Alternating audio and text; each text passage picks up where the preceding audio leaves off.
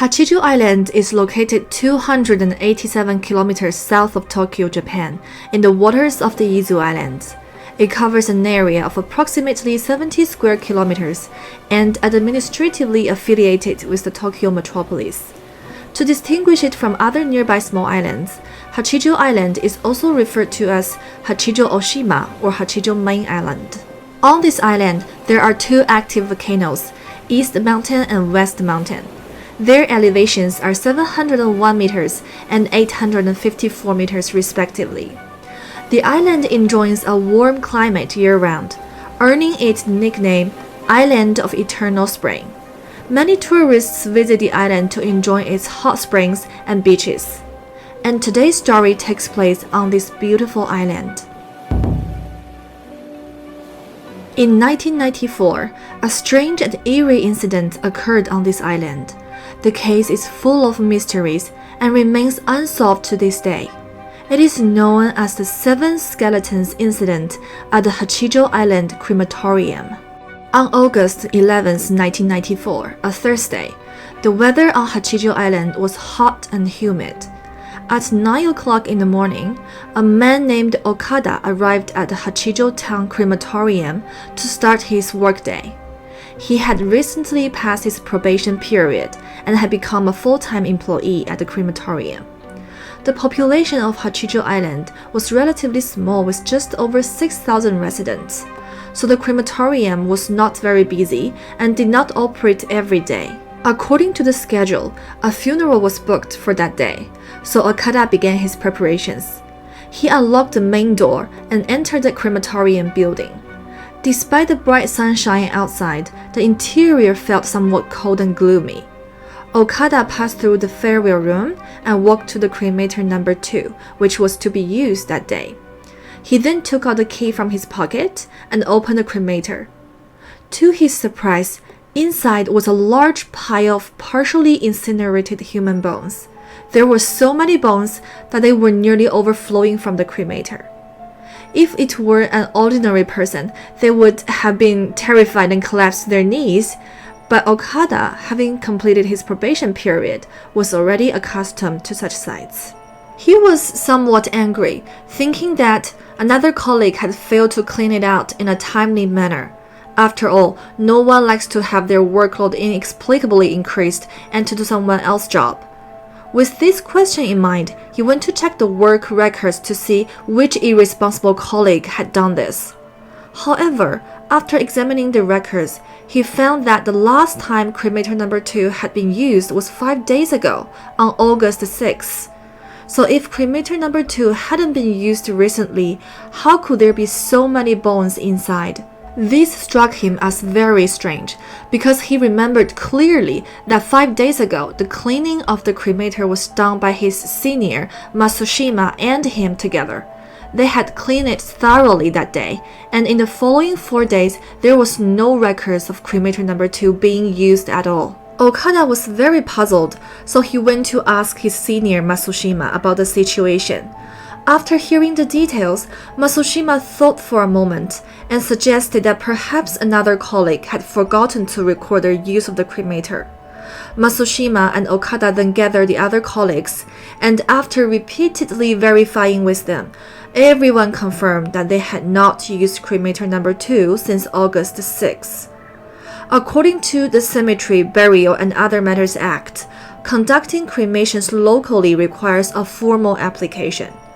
However, the current situation clearly indicated that someone had used the cremator illegally without reporting it, which could involve a serious criminal case. The group immediately called the police. Upon receiving the report, the Hachijo Island police quickly dispatched officers to the scene. They collected and examined the evidence from the fragments of the bones found in the cremator number 2. Investigators first questioned Okada, the employee who discovered the scene. Okada firmly stated that when he arrived at work that morning, both the farewell room and cremator number 2 were locked, and the fuel valve of the cremator was also properly closed, with no signs of forced entry or tampering. Since the cremator had completely cooled down, the police speculated that cremator number 2 was used between August 7th and 9th. Next, investigators questioned the other employees of the crematorium. It was discovered that, including Okada, a total of 6 employees had keys to the crematorium's main door. However, strangely enough, all 6 of them had alibis for the period from August 7th to 10th. Since there were no signs of damage or tampering with the lock on the main door, the scene appeared to be a locked room's mystery. How did the perpetrator manage to secretly bring the bodies into the cremator and then leave without a trace? The police considered one possibility, that someone other than the 6 employees with keys had stolen a key and made a copy. However, all 6 employees with keys stated that their keys had never been lost. Moreover, the crematorium was in a remote location with few employees. Everyone claimed that they hadn't seen any suspicious individuals around in the past few days. Up to this point, the police still considered the 6 employees with keys as the prime suspects. Perhaps one of them was lying and had forged an alibi. Returning to the scene at the crematorium, the amount of human bones in cremator number 2 was substantial, far more than one person's remains. All the partially burnt bones were crammed inside. There was no bone collection tray placed in the cremator, suggesting that the user did not understand the proper cremation process and had simply stuffed all the bones together. If that were the case, the 6 employees with keys could seemingly be ruled out as suspects. However, it's also possible that someone intentionally made it appear as if they did not know how to operate the cremator to mislead the police. Sometime later, the forensic examination results came back, revealing that these bones belonged to 7 different individuals, including both men and women and even a child, suggesting they might have been a family. Unfortunately, the DNA was completely destroyed by the incineration, so it was impossible to confirm any familial relationships among the deceased. Further analysis of the cremation residue revealed traces of soil. By analyzing the soil composition and other clues, the forensic experts deduced that the deaths of these 7 individuals occurred between 10 and 40 years ago, indicating that they had not died recently. The forensic results provided some relief to the police. Based on the time of death, this could be a case of reburial. So what is this reburial? Here we need to talk about the unique custom on Hachijo Island. In the past, people would place the deceased in a large coffin, which had a hole at the bottom for the soul of the deceased to enter and exit. The coffin would then be buried. And after 10 or more years, when the body had completely decomposed, people would take the bones out of the coffin, cremate them, and then rebury them on a specific day. This specific day was the Ghost Festival. However, this burial practice is no longer in use today, as all burials have been replaced by direct cremation. The day the incident occurred happened to be right before the Ghost Festival, one of Japan's grandest traditional holidays. Every year on August 13th, people in Japan visit cemeteries to welcome the spirits of their deceased relatives home for the holiday, and then they honor them at home. On August 15th, people carry lanterns at night to escort the spirits back to the cemetery. For the people of Hachijo Island, this festival is also the day for conducting the reburial ceremony. During the Ghost Festival, many businesses close for a week, allowing non-local employees to return to their hometowns for the holiday. This also provided the suspects with ample time to carry out their actions. Although this incident might be related to the reburial ceremony, there has never been a case of reburying 7 people at once on the island. This event is still full of mysteries. To identify these individuals, the police sent personnel to inspect the 64 cemeteries on the island, but none showed signs of recent excavation. If this is not a reburial, then it could be related to a heinous murder case from the past. The perpetrator may have hidden the bodies after committing the crime, and only now decided to cremate them to completely destroy the evidence. This is truly terrifying, considering that Hachijo Island has a population of just over 6,000 people, and now it involves 7 lives. Following this line of thought, the police speculated that if these were unsolved cases from the past, the 7 individuals would surely be recorded. They then reviewed nearly 40 years of records on missing persons and criminal cases, but found no incidents involving 7 people. Could it be that a serial killer had been lurking on the island, committing multiple murders with victims who had no apparent connection to each other, resulting in this situation? In other words, the killer might have been randomly murdering people on the island and hiding their bodies. However, in such a small island community, where even a single murder or disappearance would be a major event, how could there be no related records? Could it be that the killer transported the 7 bodies to the island for cremation from elsewhere? However, there are only 2 ways to reach Hachijo Island, by ship or by plane. It would be easy for port or airport staff to notice if someone were carrying that many bones onto the island. Moreover, outsiders unfamiliar with the island would likely expose themselves by attempting such a bold act. Despite the low probability, the police still reviewed recent ship and plane travel records. The island is 287 kilometers from Tokyo, taking 1 hour by plane and 10 hours by ship. All relevant staff were questioned by the police, but no one noticed anything suspicious. At this point in the investigation, the identities of the victims, the motive of the killer, and other crucial details remain unclear, and there are almost no valuable leads. The police are at a loss. With media coverage, the incident spread across Hachijo Island, and almost everyone on the island knew about it. Since the police did not disclose all the details, many people still believe that the 6 crematorium employees should be thoroughly investigated, including checking their bank transactions and interpersonal relationships. Some speculated that someone who couldn't afford the reburial ceremony privately commissioned an employee to handle the bodies, and for some unknown reason, the bones were left in the cremator. However, this theory doesn't hold much water. It is unlikely that an employee would risk breaking the law and losing their job to help with the cremation. If the family couldn't afford the reburial, they likely couldn't afford to bribe the employee either, making it hard to imagine how the family could persuade the employee to help. Following this, the public began to speculate about the origin of the 7 skeletons. Some suggested that the 7 individuals might have been illegal immigrants who had come to the island from elsewhere. In the past, there had indeed been incidents of smuggling and illegal immigration in the Izu Islands. The illegal immigrants might have chosen to land on Hachijo Island and worked illegally to repay their smuggling fees, which would explain why the police couldn't identify the 7 individuals through registered information.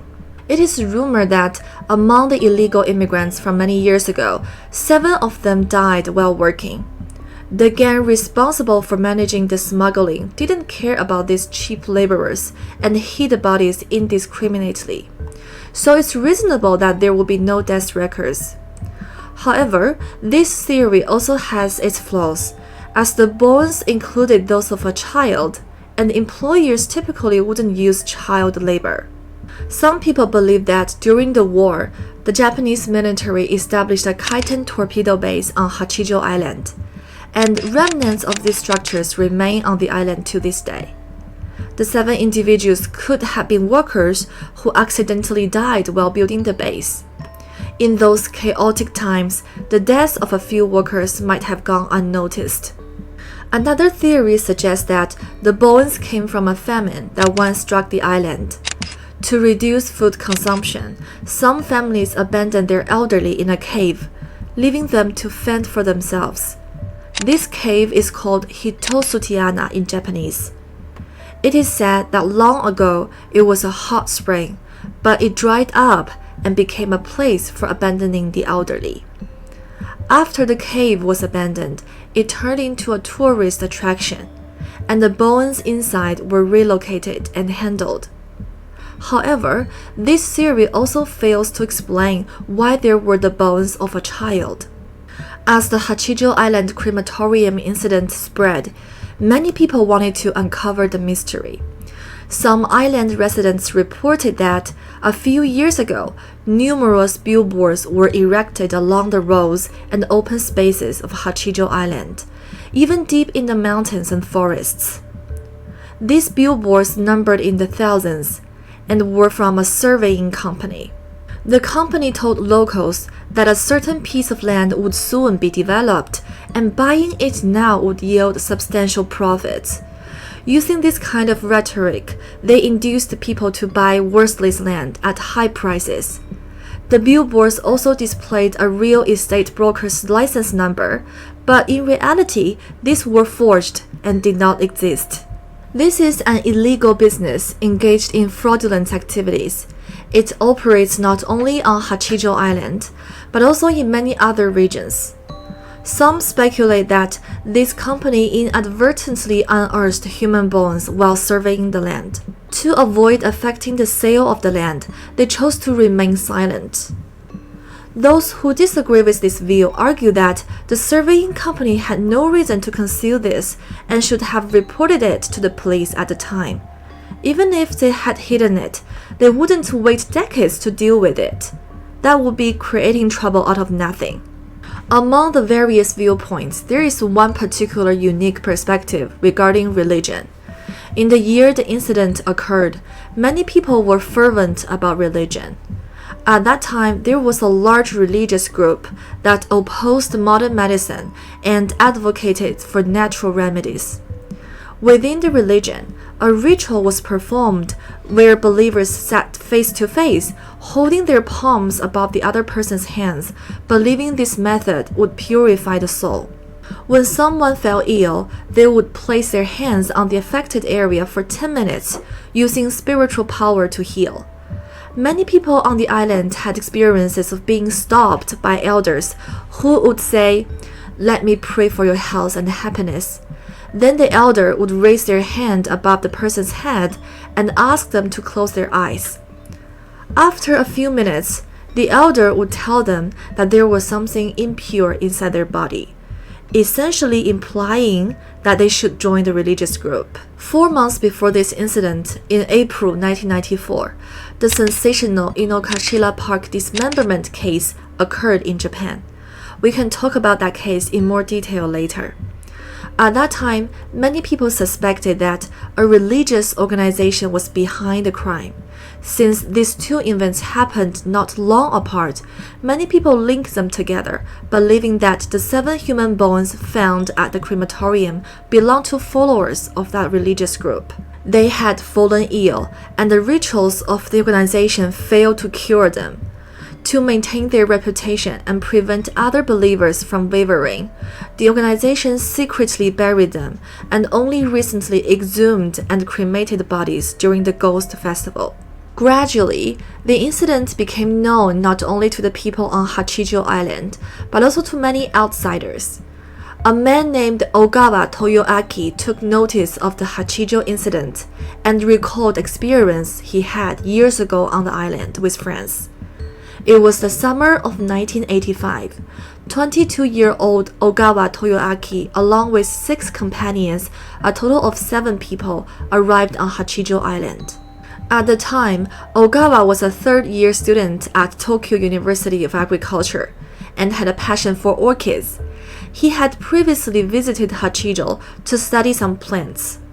This time, they went to the southern part of the island to observe a type of orchid known as the pink spiral orchid.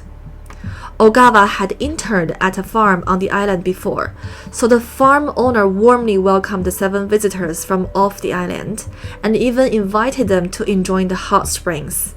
As night fell, Ogawa and his companions set up tents at the foot of the mountain behind the farm, close to the owner's residence. Once the tents were pitched, everyone soon fell asleep exhausted. After an unknown period, a sudden shout came from outside. Ogawa awoke from his dream and stepped out of the tent to check the situation. Finding that everyone else was awake as well, they all gathered together. A few of the companions were very frightened, saying they felt someone had just touched their heads. One brave companion wasn't too concerned, suggesting it might have been a hallucination and that they should just go back to sleep. It was already midnight, and an eerie atmosphere pervaded the silence. The nearby farm owner noticed the commotion at the tents and came over with a flashlight to inquire about what had happened. The group recounted their recent experience. Upon hearing it, the owner seemed to understand something immediately. He invited everyone to spend the night at his house instead of sleeping in the tents. He added mysteriously that today was the Ghost Festival. When Ogawa heard the mention of the Ghost Festival, he roughly understood that it had to do with spirits. Everyone went inside, and the owner turned on the lights and shared the legend of Hachijo Island. According to the legend, long ago, 7 monks encountered a disaster at sea, and their boat drifted to Hachijo. Unexpectedly, the island's residents refused to help them, fearing that they might carry infectious diseases and suspecting they might use strange spells. The 7 monks faced rejection everywhere. Initially frightened, the villagers grew angry and picked up tools to drive the monks to the nearby South Mountain, forbidding them from coming down the mountain. They even posted guards at the mountain's pass to prevent them from coming down. The 7 monks were thus trapped in the desolate wilderness, and when they got hungry, they could only eat wild fruits. After a period of time, they died of starvation one after another. The villagers guarding the mountain saw no movement for several days and didn't go up the mountain to check. Instead, they each returned home. After the monks passed away, strange things began to happen in this area. Livestock in some villagers' homes suddenly fell ill. Crops failed, and food gradually became a problem. People reported seeing monks in white robes at night, with their spirits wandering around East Mountain. Some villagers even mysteriously died on East Mountain. The series of eerie events made the villagers fearful, believing that the vengeful spirits of the 7 monks were seeking retribution. After discussing, the villagers decided to go up East Mountain together to find the bodies of the 7 monks and give them a proper burial, hoping their spirits would then forgive the villagers. However, after searching the mountain, they couldn't find the monks' bodies. So they erected tombstones for the 7 monks on the East Mountain and began to make daily offerings and prayers. Gradually, the strange occurrences ceased, but since then, the number 7 has become an ominous number on the island. There is a long-standing rumor on the island that if you walk outside on the night of the Ghost Festival, you will encounter the 7 monks and might even be cursed by the spirits. The owner vividly and emotionally recounted the island's legend to Ogawa and his companions. Everyone felt a chill after hearing the story, and those who had felt their heads being touched were even more frightened. Moreover, the group that came to the island happened to be number 7, and they began to wonder if they were unlucky enough to encounter the ghosts of the 7 monks who were counting the numbers. Thus, they spent a fearful night in the owner's house. At dawn, they bid farewell to the owner and later safely left Hachijo. The people on the island all knew the legend of the 7 monks, but it was difficult to understand why the villagers harbored such deep resentment towards them, leading to their tragic deaths. A folklorist recorded an event in his book Folklore and the Society of Hachijo Island that shed some light on this. In the year 1711 AD, a shipwrecked vessel drifted to Hachijo. The surviving sailors came ashore, and the islanders extended a helping hand. Unfortunately, one of the sailors was infected with smallpox, which quickly spread after their arrival, disrupting the generations of peaceful life on the island. To prevent the disease from spreading further, the local government ordered the killing of all infected individuals, including children. This disaster lasted until the fall of the following year, claiming 990 lives. Since then, the island's residents developed a deep hatred for outsiders, fearing they would bring calamities again. They built fences around their homes and refused to accommodate anyone from outside the island. It is perhaps due to this historical trauma that the 7 monks were so harshly rejected and met their tragic end. This piece of folklore has made the legend of the 7 monks deeply ingrained in the hearts of the people. Some believe that the Hachijo crematorium's 7-bone incident is related to this legend. A resident living near the crematorium reported seeing a pale flame rising into the sky, resembling a Buddha's light the day before the bones were discovered. According to the legend, in November 1952, 8 workers were building a forest road in an area on the island. During their work, they discussed the island's legend of the 7 monks. The workers didn't believe in the ghosts and spirits, and one of them jokingly said that if the ghosts of the 7 monks truly existed, they should come and take his life. A landslide occurred on the forest road and buried all 8 men just as he finished speaking. Although rescue teams quickly arrived, only 1 person was saved. Strangely, no matter how hard they searched, the other 7 were never found, and there was no further news of them. The newspapers at the time reported this news, and people felt it was not a coincidence, but a punishment from the 7 monks for people's misdeeds. Some villagers claim to have seen monks in robes on the forest road near the landslide site. Since the 7 workers were never found, after the discovery of the 7 bones at the crematorium, some speculated that the bones belonged to those buried workers. However, this theory was not convincing, as police findings showed that the bones included those of men, women, and children, making it impossible for them to be the remains of the 7 workers. The number 7 holds special significance on Hachijo, and the legend of the 7 monks and the story of the 7 workers have made islanders particularly sensitive to this number. After these events, more urban legends were brought up by the islanders. In ancient times, due to its remote location, Hachijo was used as a place of exile. A monk named Jin Yunhuang was exiled there for his crimes. Though he maintained his innocence, he eventually died from a hunger strike. On the 7th day after his death, 2 sago palms in front of his grave bloomed. At the same time, his pardon order arrived on the island, but it was too late. The islanders called these 2 sago palm flowers the pardon flowers, believing they symbolized good fortune. There is another story related to number 7. One day in 1753, 8 criminals were exiled to the island. Seeing how remote this island was, they thought that even if something happened, no one would intervene.